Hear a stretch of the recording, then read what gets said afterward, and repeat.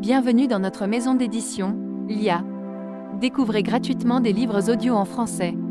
Pour ne pas manquer nos prochaines vidéos, abonnez-vous à notre chaîne. Le rire essai sur la signification du comique, par Henri Bergson, lu par Julia Maloney. Pour améliorer votre expérience de lecture, vous pouvez activer le sous-titrage et ajuster la vitesse de lecture. Chapitre 1, du comique en général, le comique des formes et le comique des mouvements, force d'expansion du comique. Que signifie le rire? Qu'y a-t-il au fond du risible? Que trouverait-on de commun entre une grimace de pitre, un jeu de mots, un quiproquo de vaudeville, une scène de fine comédie? Quelle distillation nous donnera l'essence, toujours la même, à laquelle tant de produits divers empruntent ou leur indiscrète odeur ou leur parfum délicat?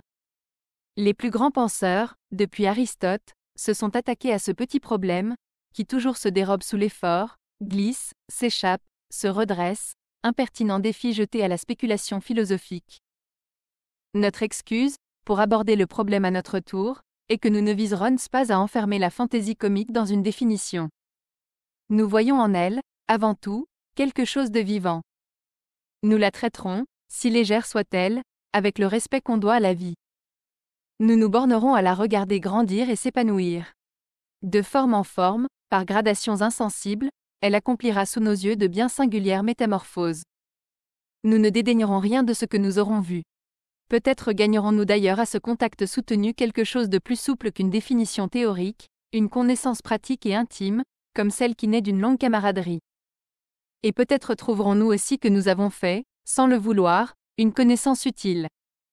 Raisonnable, à sa façon, jusque dans ses plus grands écarts, méthodique dans sa folie, rêvant, je le veux bien, mais évoquant en rêve des visions qui sont tout de suite acceptées et comprises d'une société entière, comment la fantaisie comique ne nous renseignerait-elle pas sur les procédés de travail de l'imagination humaine, et plus particulièrement de l'imagination sociale, collective, populaire?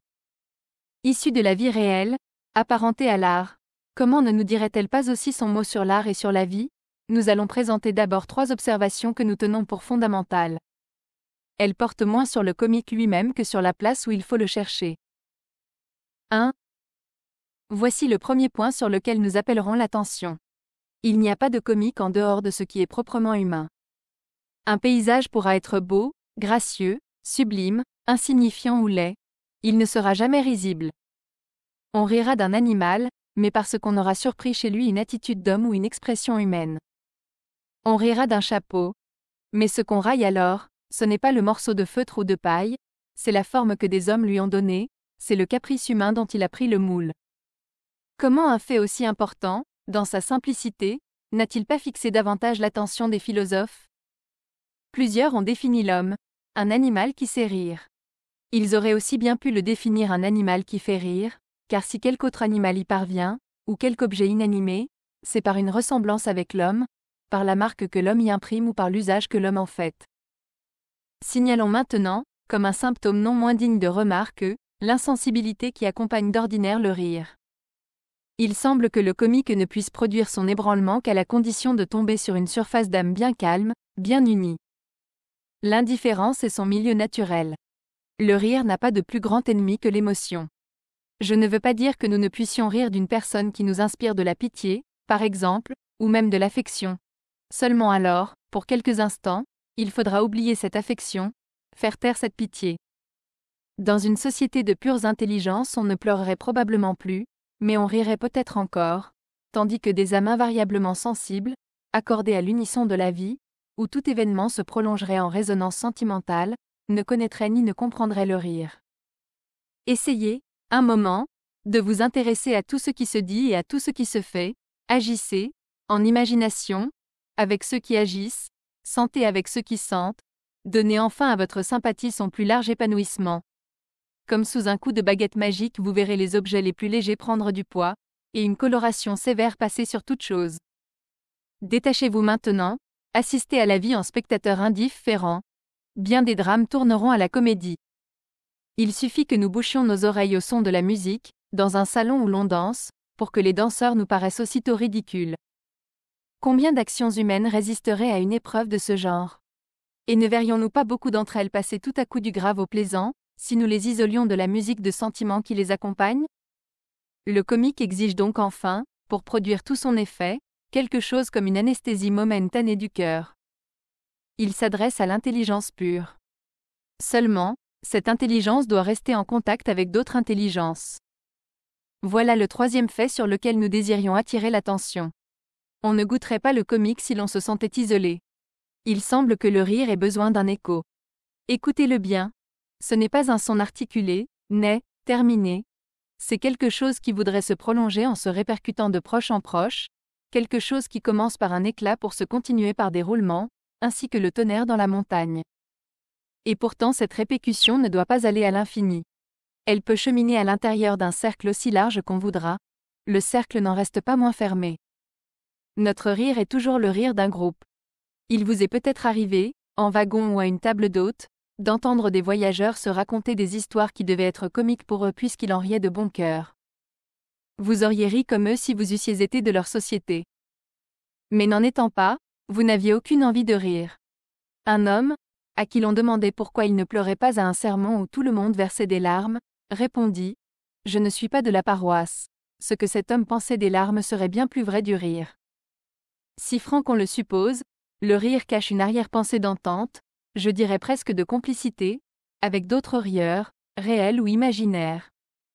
Combien de fois n'a-t-on pas dit que le rire du spectateur, au théâtre, est d'autant plus large que la salle est plus pleine? Combien de fois n'a-t-on pas fait remarquer, d'autre part, que beaucoup d'effets comiques sont intraduisibles d'une langue dans une autre, relatifs par conséquent aux mœurs et aux idées d'une société particulière?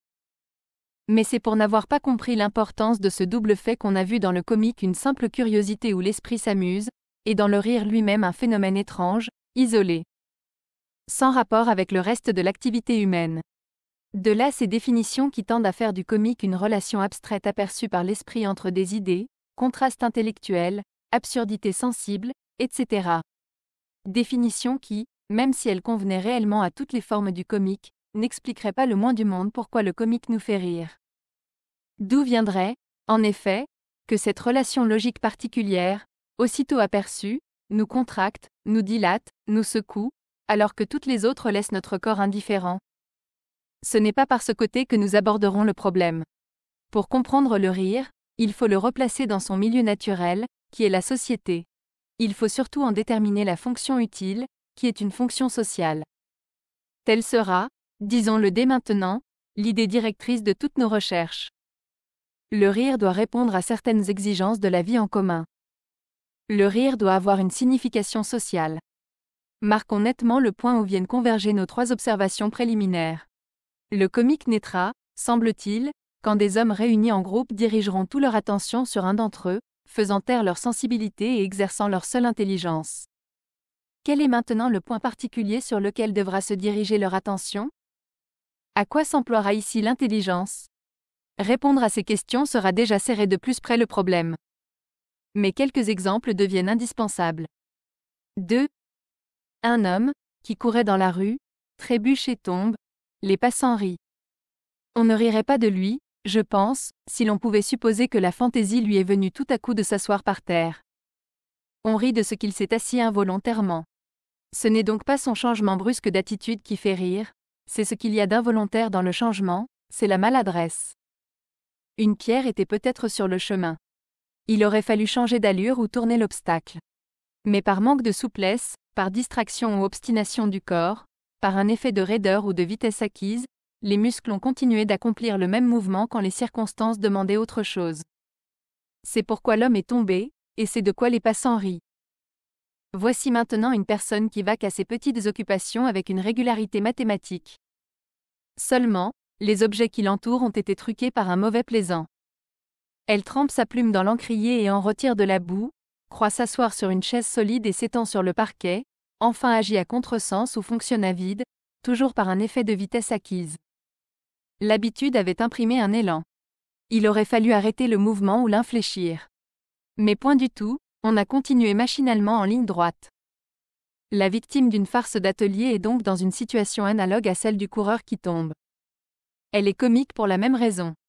Ce qu'il y a de risible dans un cas comme dans l'autre, c'est une certaine raideur de mécanique là où l'on voudrait trouver la souplesse attentive et la vivante flexibilité d'une personne.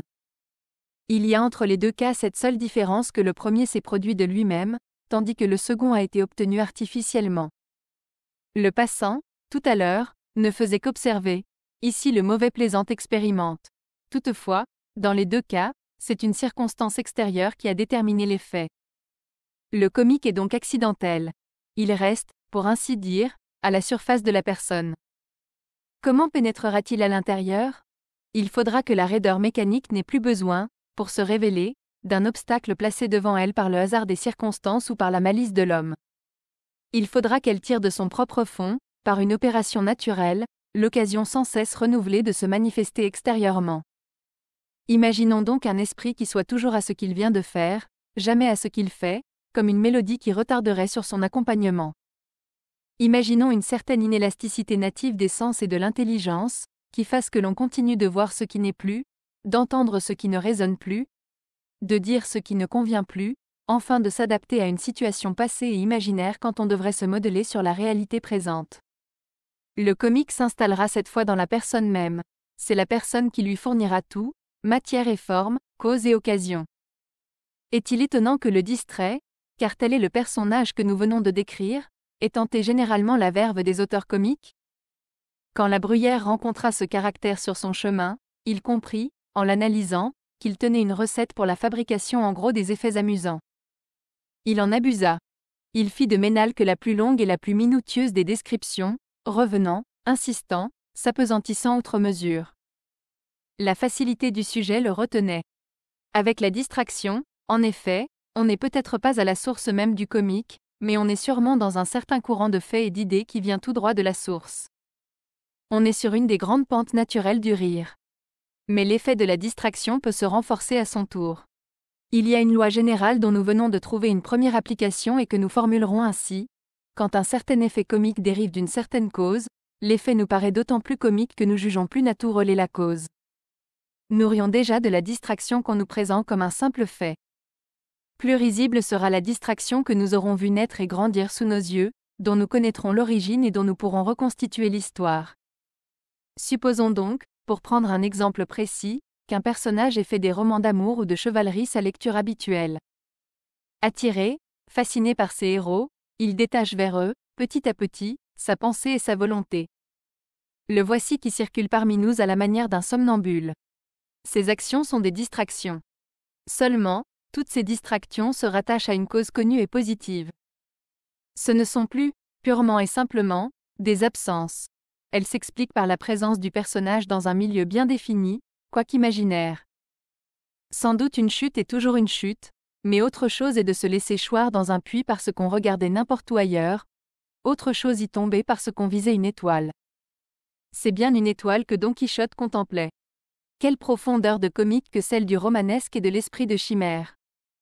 Et pourtant, si l'on rétablit l'idée de distraction qui doit servir d'intermédiaire, on voit ce comique très profond se relier au comique le plus superficiel. Oui, ces esprits chimériques, ces exaltés, ces fous si étrangement raisonnables nous font rire en touchant les mêmes cordes en nous, en actionnant le même mécanisme intérieur, que la victime d'une farce d'atelier ou le passant qui glisse dans la rue. Ce sont bien, eux aussi, des coureurs qui tombent et des naïfs qu'on mystifie, coureurs d'idéal qui trébuchent sur les réalités, rêveurs candides que guette malicieusement la vie.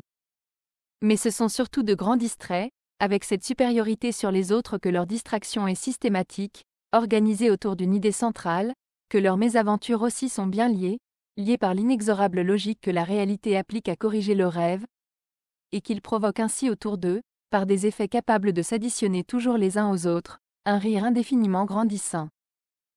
Faisons maintenant un pas de plus. Ce que la raideur de l'idée fixe est à l'esprit, certains vices ne le seraient-ils pas au caractère?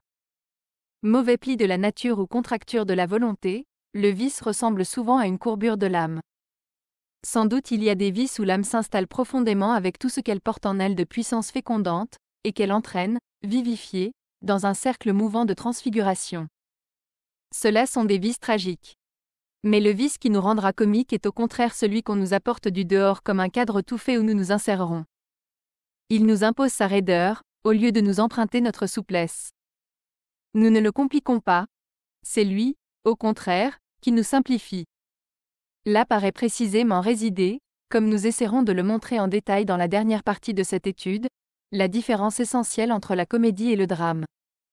Un drame, même quand il nous peint des passions ou des vices qui portent un nom, les incorpore si bien nos personnages que leur nom s'oublie, que leurs caractères généraux s'effacent, et que nous ne pensons plus du tout à eux, mais à la personne qui les absorbe. C'est pourquoi le titre d'un drame ne peut guère être qu'un nom propre. Au contraire, beaucoup de comédies portent un nom commun. L'avare, le joueur, etc. Si je vous demande d'imaginer une pièce qui puisse s'appeler Le Jaloux, par exemple, vous verrez que Seganarelle vous viendra à l'esprit, ou Georges Dandin, mais non pas Othello. Le Jaloux ne peut être qu'un titre de comédie. C'est que le vice comique a beau s'unir aussi intimement qu'on voudra aux personnes, il n'en conserve pas moins son existence indépendante et simple. Il reste le personnage central, invisible et présent, auquel les personnages de chair et d'os sont suspendus sur la scène. Parfois il s'amuse à les entraîner de son poids et à les faire rouler avec lui le long d'une pente.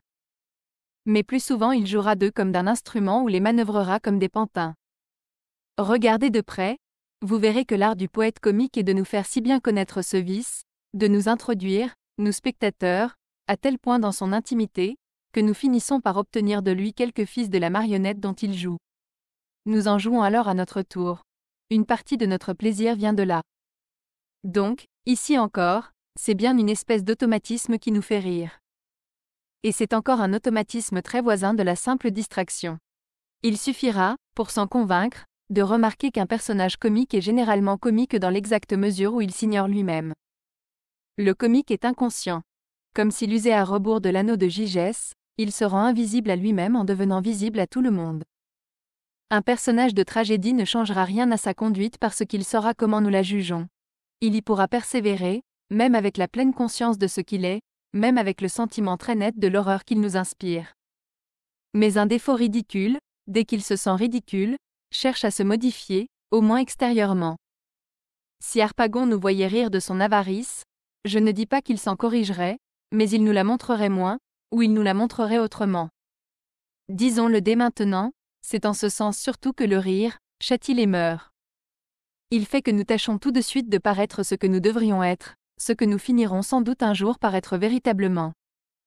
Inutile de pousser plus loin cette analyse pour le moment. Du coureur qui tombe au naïf qu'on mystifie, de la mystification à la distraction, de la distraction à l'exaltation, de l'exaltation aux diverses déformations de la volonté et du caractère, nous venons de suivre le progrès par lequel le comique s'installe de plus en plus profondément dans la personne, sans cesser pourtant de nous rappeler, dans ses manifestations les plus subtiles, quelque chose de ce que nous apercevions dans ses formes plus grossières, un effet d'automatisme et de raideur.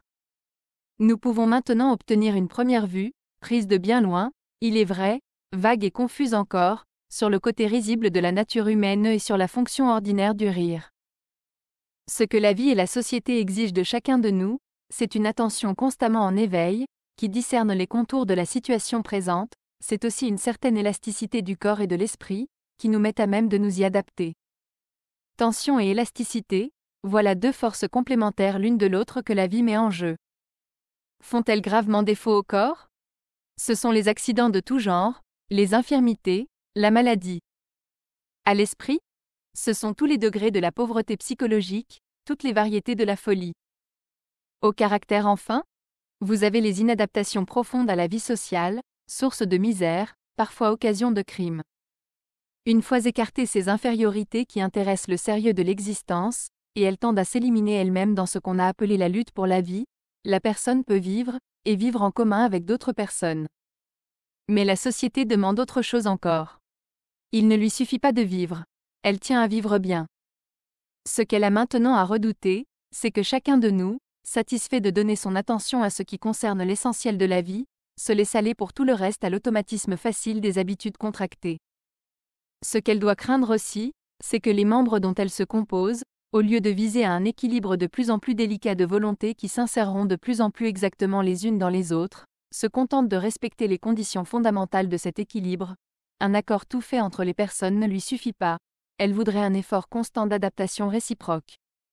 Toute raideur du caractère, de l'esprit et même du corps, sera donc suspecte à la société, parce qu'elle est le signe possible d'une activité qui s'endort et aussi d'une activité qui s'isole, qui tend à s'écarter du centre commun autour duquel la société gravite, d'une excentricité enfin. Et pourtant la société ne peut intervenir ici par une répression matérielle, puisqu'elle n'est pas atteinte matériellement. Elle est en présence de quelque chose qui l'inquiète, mais à titre de symptôme seulement, à peine une menace, tout au plus un geste. C'est donc par un simple geste qu'elle y répondra. Le rire doit être quelque chose de ce genre, une espèce de geste social. Par la crainte qu'il inspire, il réprime les excentricités, tient constamment en éveil et en contact réciproque certaines activités d'ordre accessoire qui risqueraient de s'isoler et de s'endormir, assouplit enfin tout ce qui peut rester de raideur mécanique à la surface du corps social. Le rire ne relève donc pas de l'esthétique pure, puisqu'il poursuit, inconsciemment, et même immoralement dans beaucoup de cas particuliers, un but utile de perfectionnement général. Il a quelque chose d'esthétique cependant puisque le comique naît au moment précis où la société et la personne, délivrées du souci de leur conservation, commencent à se traiter elles-mêmes comme des œuvres d'art.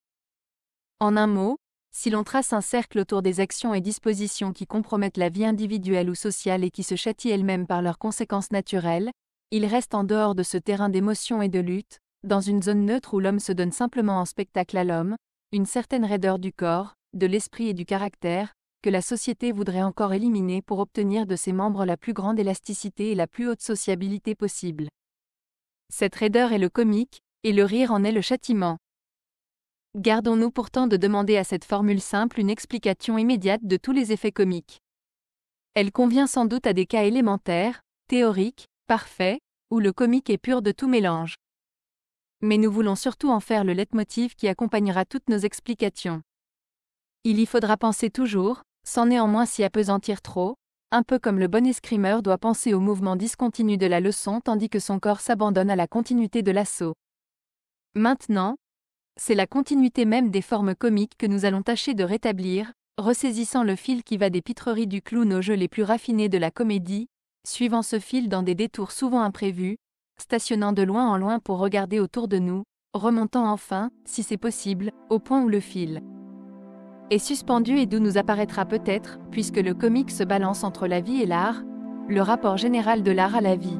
Cliquez sur « I » en haut à droite de votre écran pour choisir le livre audio que vous aimeriez découvrir. Si cette vidéo vous a plu, vous pouvez mettre un « j'aime » et la partager à vos amis. Par ailleurs, visitez notre bibliothèque sur audible.fr pour explorer notre vaste sélection de livres audio réalisés par l'IA.